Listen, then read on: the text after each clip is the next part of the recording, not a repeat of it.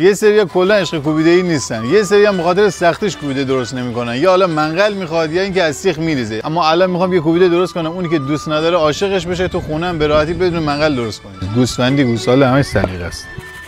پیاز و همینجوری با آب پیاز. شما یه نمکدار مناسب‌تر انتخاب بکنید. تموم شد. زردچوبه حالا هم یه چرتی بزنه بریم سراغش. انگار آب تراز گذاشت. واسه سسش مجدد پیاز برای خودشو میشناسه و سیر.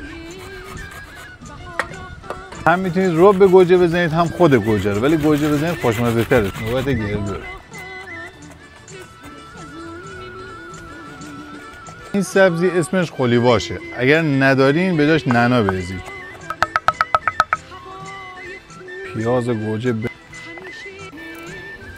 اون عطر دودش تنظیم ها دهن آدم آب میفته و این آبران قرمز قلیباش عجب عطری گرفته. چه شد دمسی‌های صدری دودی سنتی ما، خودش همه چی بهت میگه. باید برن اینجا استراحت بکنن. خب چی در اومد؟ خواب ببین چی فوق‌العاده طعم گرفت.